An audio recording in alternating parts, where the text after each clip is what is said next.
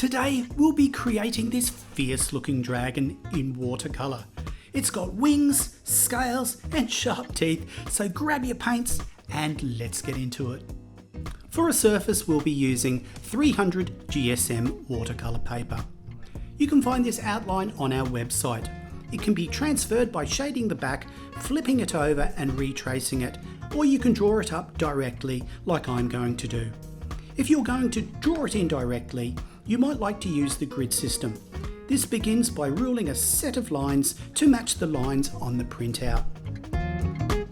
We can then start drawing. I have started with the head. This dragon is depicted with its mouth open. It has crests, head ornaments and a huge tongue with sharp teeth. Once the head is done, I put in those rear horns. I then move on to the rest of the dragon. I lay in the neck and then add the forelimbs, along with the feet and talons. I then lay in large scales on the dragon. Large scales are called scoots, and they are also on his belly. Next we can move on to his wing and carefully draw this in.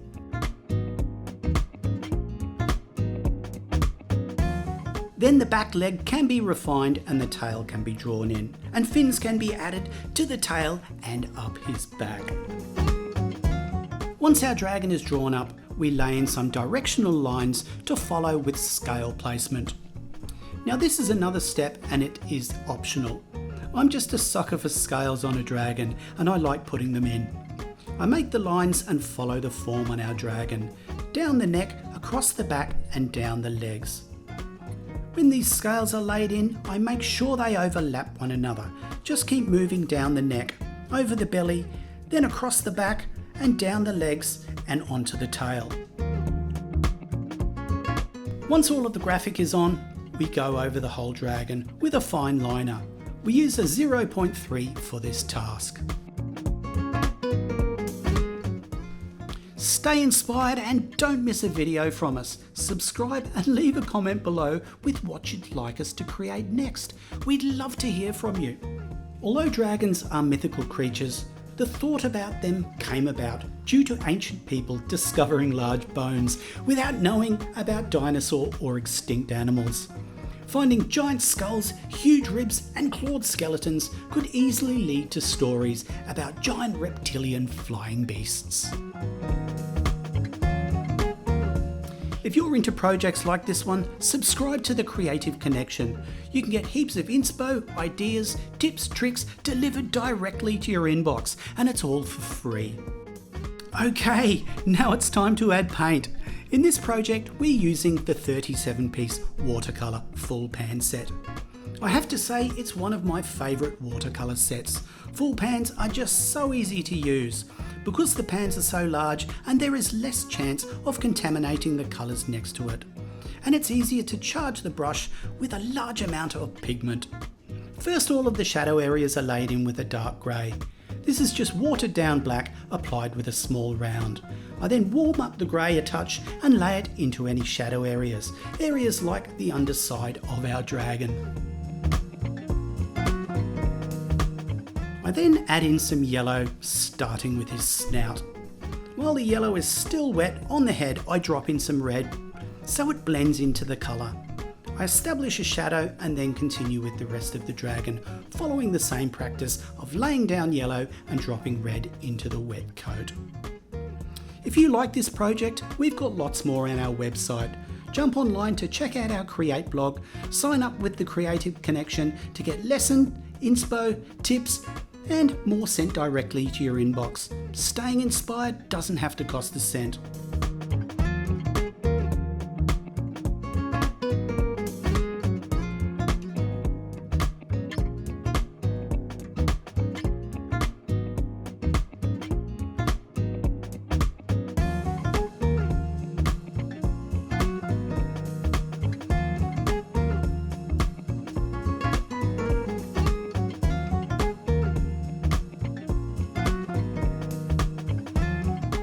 Next, I lay in a dark, rich crimson into our friend's wing.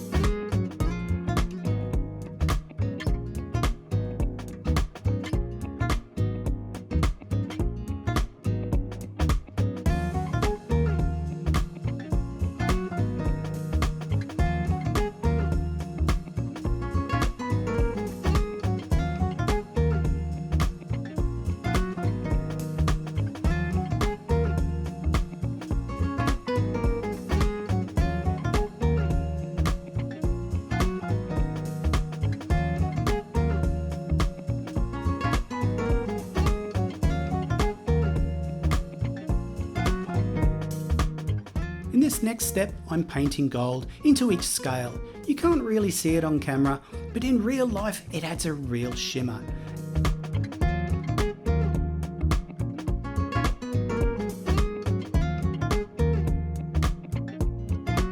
And voila! Well, how fun was that? We hope you enjoyed it and are inspired to create your own dragon. If you do create your dragon, we'd love to see how it turned out. Show us by tagging @MontmartreArt or using the hashtag MontmartreArt on socials. We'd love to see your fancy creations. Stay tuned because we've got lots more great projects in the pipeline. And remember, above all else, to keep on creating.